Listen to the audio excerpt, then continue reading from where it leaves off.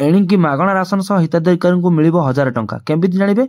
नुआ वर्ष ration card धारक को मिलिबो बड़ भेटी। मागणा राशन सह मिल पारे 1000 टंका।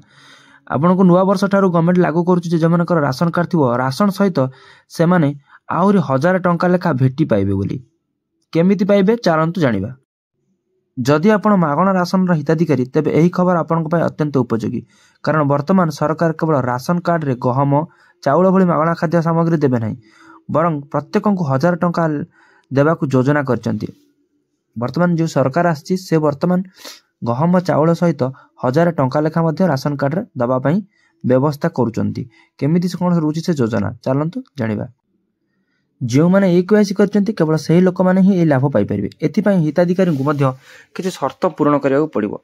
गणमाध्यम रिपोर्ट अनुसार नुआ वर्ष पूर्व एही राशि ग्रहण करिवार घोषणा करा जाई पारे, तथापि सरकार कोनोसी सरकारी घोषणा करनांती। एबे सुधा किछि सरकारी घोषणा हेनी, किंतु गणमाध्यम रिपोर्ट अनुसार नुआ वर्ष पूर्व आपनको ए 1000 टंका लेखार जो बोनस सेरा मिल जाई पारे। अतिरिक्त लाभ योजना रे केवल बीपीएल कार्ड धारक को अंतर्भुक्त करने पई सूचना अछि।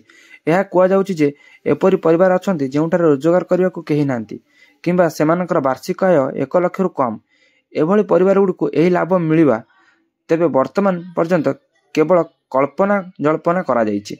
वर्तमान कुआ जाय नै जे को मानको मिलिबो, किंतु अनुमान करा जाउछि जे जो माने बीपीएल कार्ड धारक से मानको जो आउ जो मानकर लाख टंका रु कम इनकम अछि वार्षिक, सेही मानको ए योजना रे लाभमान मिलिबो। से मानको ही 1000 टंका लेखा एक्स्ट्रा मिलिबो राशन कार्ड सहित, राशन सामग्री सहित। आनुष्ठानिक भाव सेपरि कोनोसी घोषणा करा जाय नाही। आउरी मध्ये एही सहायता पई प्रथमे EKYC करिया कहबो बोली कुहा जायछि, कारण वर्तमान सरकार EKYC नथिबा लोकनको मागणा राशन रो सुविधा मध्ये देबे नाही। एथि पई तथ्य प्रस्तुत करा जाउछि। जो माने EKYC न करथिबे सेमानकु से 1000 टंका रो बोनस भी मिलिबनी, एवं जो माने EKYC न करथिबे सेमानकु मागणा राशन मध्ये मिलिबनी। राशन कार्ड EKYC हेउची एक प्रक्रिया जहाँ माध्यम राशन कार्ड धारक परिचय डिजिटल भाव में जांच करा जाइथाय। एही प्रक्रिया राशन कार्ड धारक को तांकर व्यक्तिगत सूचना जेपरिक नाम, ठिकाना, मोबाइल नंबर इत्यादि अपडेट करने को ही पड़े। आपनकर EKYC होची एक एमिति प्रक्रिया जो कि डिजिटल भाव में सब आपनकर परिचय जांच करा जाए। तेणु एथिरे समस्तकर नाम, ठिकाना, मोबाइल नंबर इत्यादि अपडेट करने को पड़ी थाए। यह व्यतीत बायोमेट्रिक जांच द्वारा यह आधार कार्ड सहित लिंक करा जाय थाए। EKYC करबा पछरे सरकार का उद्देश्य होची प्रत्येक अभावी लोकंकु एही योजना रे सुविधा जोगाइबा। आपण जेमिति कहली कि बायोमेट्रिक द्वारा मध्ये EKYC करा जाय थाए, आधार मध्ये लिंक करा जाय थाए। तेणु सरकार कर एही सुविधा पाइबा फेले आपनको EKYC करबा को जेमिति हेले भी पड़िबो। तेणु जो माने EKYC न करचंती जल्दी जाय EKYC करै नियंतु। देश में कोटी कोटी नकली लोक मध्य मागणा राशन लाभ नेउछंती, जहा फल जो माने प्रकृतिर योग्य से माने एही योजना रे लाभ पाई पारु नांती।